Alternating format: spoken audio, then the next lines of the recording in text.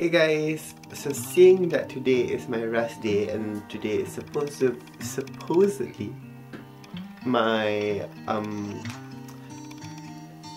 study day, which I failed at doing, I've decided to try and do something else.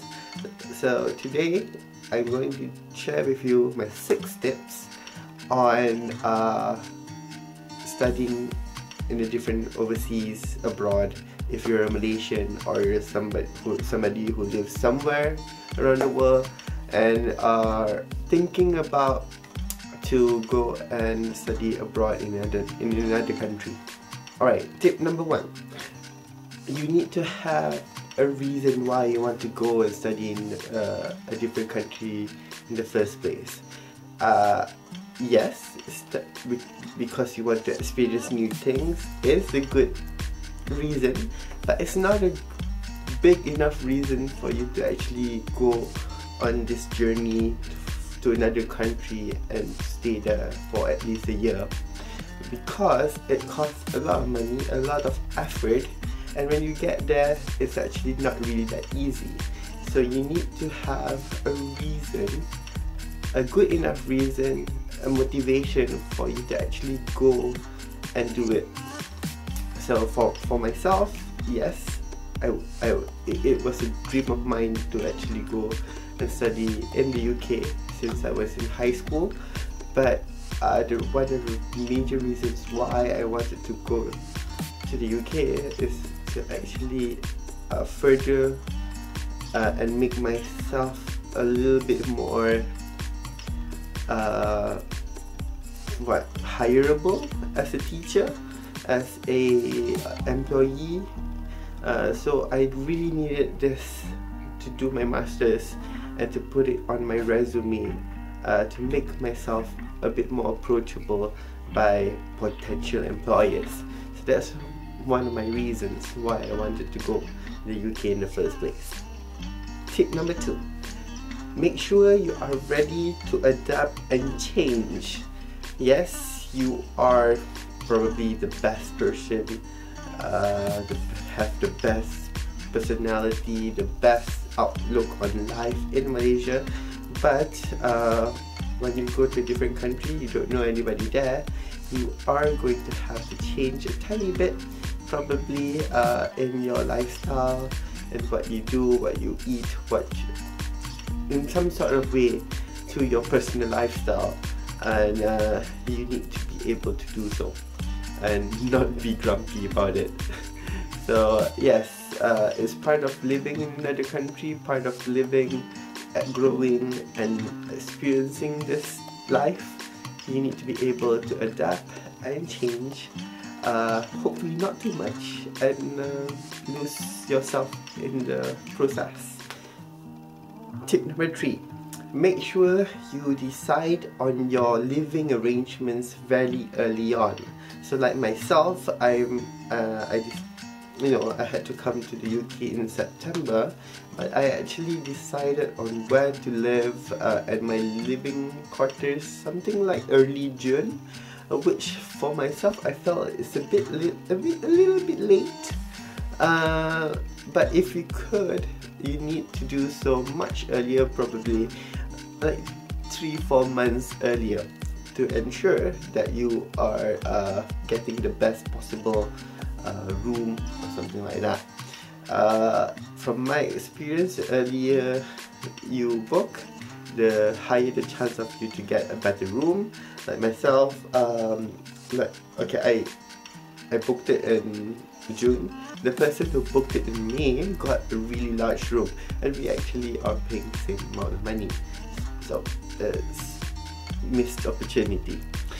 So another tip about this concerning your preference, if you want to try and learn to live on your own and you want to meet new people, then you need to decide whether you want to live in campus or outside with potentially the same people that are from your own country. So I've decided to live in campus, so I'm living with no Malaysians around me, which what I wanted in the first place. But there's also many other different ways, many different rooms that you can choose from. I'm staying in a studio where I have my own kitchen and toilet because it's a personal preference. As a Muslim, I need my own space, my own toilet, my own kitchen, so that I feel comfortable eating and doing my business.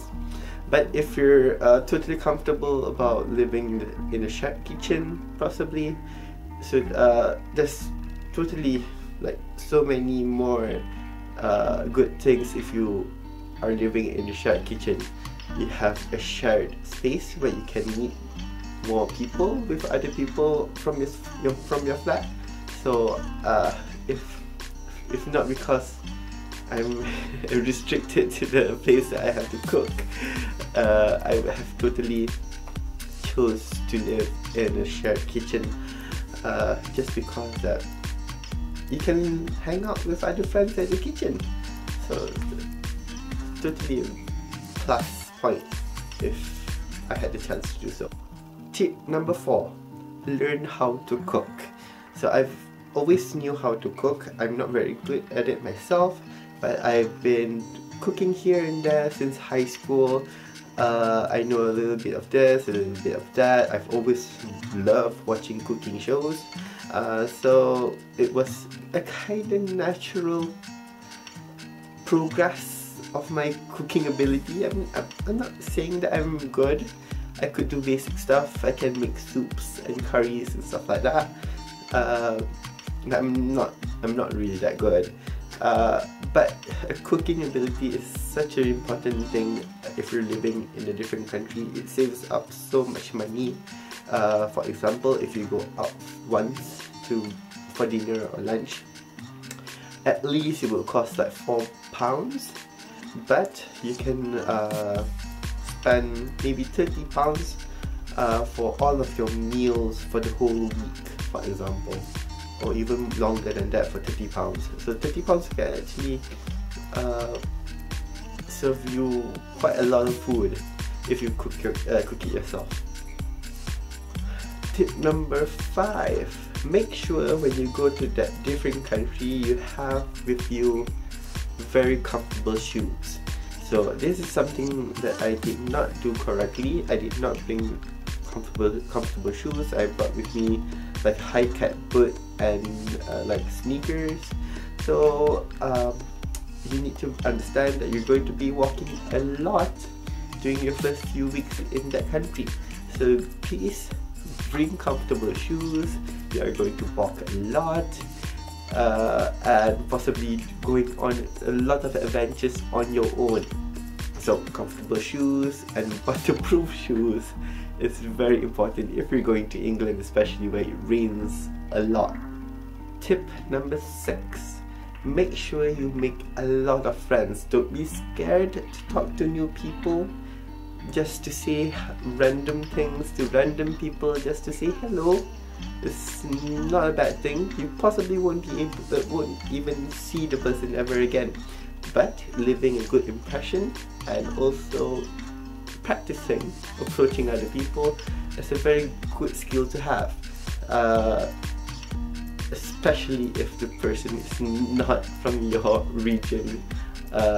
Like, it's a very different thing if you think the other person is Asian and you try to approach a person and you are approaching an Englishman. It's a very different feeling. You feel very uncomfortable. Like myself, I feel very comfortable approaching an Asian person, but I feel a little bit awkward approaching a white man.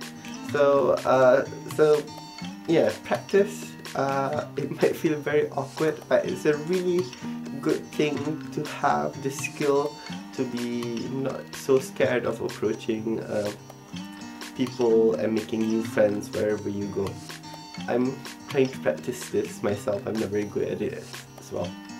So those are my 6 tips on if you want to study abroad. I hope you gain something with my sharing here. So yeah, that's it for today. I'll see you guys tomorrow. I hope you had a wonderful day, wonderful weekend. Be good.